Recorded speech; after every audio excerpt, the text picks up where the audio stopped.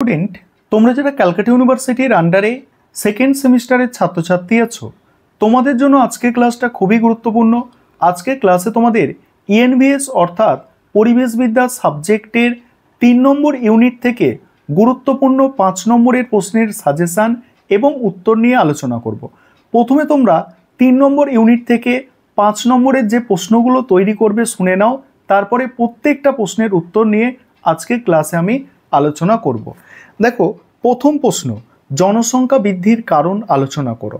এবং এখানে যে প্রশ্নগুলো বলছি তার মধ্যে থেকে যেগুলো মোস্ট ইম্পর্টেন্ট প্রশ্ন, সেগুলো আমি আবার উত্তর যখন আলোচনা করব তখন তোমরা বুঝতে পারবে যে সেখানের মধ্যে মোস্ট ইম্পর্টেন্ট প্রশ্ন কোনগুলো। প্রথম প্রশ্ন বললাম জনসংখ্যা বৃদ্ধির কারণ। পরের প্রশ্ন টিকা আকারে কিছু প্রশ্ন দিয়েছি, মানে টিকা তৈরি করতে হবে। সেখানে নর্মদা বাঁচাও আন্দোলন, বিষ্ণুই আন্দোলন আছে, চিপকো আন্দোলন আছে, সাইলেন্ট ভ্যালি আন্দোলন আছে। এই যে টিকা আছে না, এখান থেকে ইম্পর্টেন্ট তোমাদের একটু বলি। বিষ্ণুই আন্দোলনটা ইম্পর্টেন্ট আছে, সাইলেন্ট ভ্যালি আন্দোলনটা ইম্পর্টেন্ট আছে, এবং চিপকো আন্দোলনটা তোমরা যারা এবারে মর্নিং শিফট এবং ইভিনিং শিফটে পরীক্ষা দেবে তোমাদের জন্য মানে ইম্পর্টেন্ট আছে, কারণ এটা গতবারে ডে শিফটে এসেছে। পরের প্রশ্ন, পুনর্বাসন ও পুনর্স্থাপন বলতে কি বোঝো? মোস্ট ইম্পর্টেন্ট প্রশ্ন। ইকো ফেমিনিজম, তোমরা অনেকে বলেছো স্যার এই ইকো ফেমিনিজম এর অ্যান্সারটা দিতে। তোমরা আজকের ক্লাসে এই ইকো ফেমিনিজম কি বা কাকে বলে এর অ্যান্সারটা পেয়ে যাবে, মোস্ট ইম্পর্টেন্ট প্রশ্ন। তারপর পরিবেশ সংরক্ষণে সংস্কৃতির ভূমিকা, আর হচ্ছে পরিবেশের ওপর জনসংখ্যা বৃদ্ধির প্রভাব। দেখো, তোমরা এবারে প্রশ্নের উত্তরগুলো দেখে নাও। আমি স্ক্রিন রেকর্ডের মাধ্যমে আলোচনা করছি এবং যেগুলো মোস্ট ইম্পর্টেন্ট প্রশ্ন তার পাশে স্টার দিয়ে চিহ্নিত করে দিচ্ছি। প্রথম প্রশ্ন যেটা আছে, দেখো, জনসংখ্যা বৃদ্ধির কারণগুলি আলোচনা করো। এই প্রশ্নের উত্তরটা তোমরা এবারে দেখে নাও। জনসংখ্যা বৃদ্ধির কারণ, দেখো, জনসংখ্যার বৃদ্ধি একটি জটিল প্রক্রিয়া যা বিভিন্ন সামাজিক, অর্থনৈতিক, সাংস্কৃতিক এবং স্বাস্থ্য সম্পর্কিত কারণের উপর নির্ভরশীল। দেখো, এই প্রশ্নের উত্তরটা তোমরা দেখে নাও। যেগুলো মোস্ট ইম্পর্টেন্ট প্রশ্ন সেগুলো আমি উত্তরগুলো আলোচনা করে দেওয়ার চেষ্টা করব, বাকিগুলো তোমাদের একটু স্ক্রল করে যাব, তোমাদের দেখে নিতে হবে, ঠিক আছে? আর আমাদের স্টাডি মেটেরিয়াল রেডি আছে, তোমরা চাইলে পারচেস করতে পারো। এখানে দেখো, বিষ্ণুই আন্দোলনটা মোস্ট ইম্পর্টেন্ট আছে, চিপকো আন্দোলনটা ইম্পর্টেন্ট আছে, সাইলেন্ট ভ্যালিটাও আন্দোলনটা ইম্পর্টেন্ট আছে। এবার দেখো, এখানে নর্মদা বাঁচাও আন্দোলন আছে, তারপরেই আছে দেখো বিষ্ণুই আন্দোলন। কিভাবে উত্তরগুলো রেডি করা হয়েছে দেখো। বিষ্ণুই আন্দোলন ভারতের প্রাচীনতম পরিবেশ রক্ষা আন্দোলনের মধ্যে অন্যতম। অষ্টাদশ শতাব্দীর শুরুতে রাজস্থানের খেজরি গ্রামে এই আন্দোলনের সূত্রপাত হয়।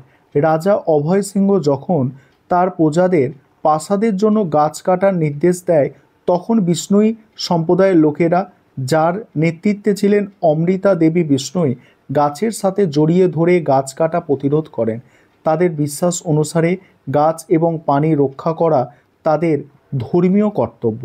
রাজার সৈন্যরা গাছ কাটার সময় 363 জন বিষ্ণুইকে হত্যা করে, যারা গাছগুলির রক্ষা করতে দৃঢ় প্রতিজ্ঞ ছিল। এই আত্মত্যাগ ভারতের ইতিহাসে পরিবেশ রক্ষার এক উজ্জ্বল দৃষ্টান্ত স্থাপন করে। বিষ্ণুই সম্প্রদায়ের এই অসামান্য সাহস এবং আত্মত্যাগের ফলে রাজা তার নির্দেশ প্রত্যাহার করতে বাধ্য হয়। এই আন্দোলন পরবর্তীকালে পরিবেশ রক্ষার জন্য অনুপ্রেরণা জুগিয়েছিল এবং বিষ্ণুই সম্প্রদায় আজও প্রকৃতি ও বন্যপ্রাণী রক্ষায় তাদের ঐতিহ্য বজায় রেখেছে। এবারে আছে চিপকো আন্দোলন। চিপকো আন্দোলন 1970-এর দশকে উত্তরাখণ্ডে শুরু হওয়া একটি অহিংস পরিবেশ আন্দোলন। এই আন্দোলনের মূল উদ্দেশ্য ছিল বনভূমি রক্ষা করা। বাণিজ্যিক উদ্দেশ্যে বন নিধন এবং গাছ কাটার বিরুদ্ধে স্থানীয় মহিলারা সক্রিয়ভাবে প্রতিবাদ জানায়। তারা গাছকে জড়িয়ে ধরে বনকর্মীদের গাছ কাটতে বাধা দেয়। সুন্দরলাল বহুগুণা এবং গৌরী দেবী এই আন্দোলনের প্রধান নেতা ছিলেন। চিপকো আন্দোলন দ্রুত ভারতের অন্যান্য অংশে ছড়িয়ে পড়ে এবং বনভূমি রক্ষায় গুরুত্ব সম্পর্কে সচেতনতা বৃদ্ধি করে। আর এই আন্দোলনের ফলে সরকার 1980 সালে বন সংরক্ষণ আইন প্রণয়ন করতে বাধ্য হয়, যা বনভূমির ধ্বংস রোধে একটি গুরুত্বপূর্ণ পদক্ষেপ ছিল। চিপকো আন্দোলন প্রমাণ করে যে সাধারণ মানুষ, বিশেষ করে মহিলারা পরিবেশ রক্ষায় কতটা গুরুত্বপূর্ণ ভূমিকা পালন করতে পারে। তারপরে সাইলেন্ট ভ্যালি আন্দোলন, মোস্ট ইম্পর্টেন্ট। সাইলেন্ট ভ্যালি আন্দোলন 1970-এর দশকে কেরালার পালাক্কাড় জেলার সাইলেন্ট ভ্যালি নামক চিরহরিৎ বনভূমি রক্ষার জন্য শুরু হয়েছিল। কেরল রাজ্যে বিদ্যুৎ পর্ষদ কুন্তিপুজা নদীর ওপর একটি জলবিদ্যুৎ প্রকল্প নির্মাণের প্রস্তাব করলে এই আন্দোলনের সূত্রপাত হয়। সাইলেন্ট ভ্যালি তার অনন্য জীববৈচিত্র্যের জন্য বিখ্যাত ছিল এবং প্রস্তাবিত বাঁধ নির্মাণের ফলে এই বনভূমি এবং এখানকার বিরল প্রজাতির উদ্ভিদ ও প্রাণীর ধ্বংসের আশঙ্কা ছিল। পরিবেশ কর্মী, বিজ্ঞানী এবং স্থানীয় জনগণের সম্মিলিত প্রচেষ্টায় এই প্রকল্পের তীব্র বিরোধিতা করা হয়। দীর্ঘ আইনি লড়াই এবং ব্যাপক প্রতিবাদের পর 1985 সালে সরকার এই বিতর্কিত জলবিদ্যুৎ প্রকল্পটি বাতিল করতে বাধ্য হয়। সাইলেন্ট ভ্যালি আন্দোলন ভারতের পরিবেশ আন্দোলনের ইতিহাসে একটি গুরুত্বপূর্ণ মাইলফলক হিসাবে বিবেচিত হয়, যা একটি মূল্যবান প্রাকৃতিক ঐতিহ্য রক্ষায় জনমত এবং সরকারের সিদ্ধান্তের ওপর প্রভাব ফেলেছিল। তারপরের প্রশ্ন উত্তর দেখো। তারপরে আছে দেখো পরিবেশের ওপর জনসংখ্যা বৃদ্ধির প্রভাব। এটা স্ক্রল করে যাচ্ছি, দেখে নাও। আর আমাদের প্রশ্নের উত্তরগুলো একদম A+ কোয়ালিটির তৈরি করা হয়েছে, তোমরা দেখতেই পাচ্ছ। আর তাই বলছি, তোমরা যদি কেউ স্টাডি মেটেরিয়াল পারচেস করতে চাও যোগাযোগ করবে। দেখো এখানে এটা এটা মর্নিং শিফটে এসেছিলো, লেখা আছে, মর্নিং শিফটে এসেছিলো 2024-এ। তোমরা যারা ডে এবং ইভিনিং শিফটে পরীক্ষা দেবে তোমাদের জন্য মোস্ট ইম্পর্টেন্ট।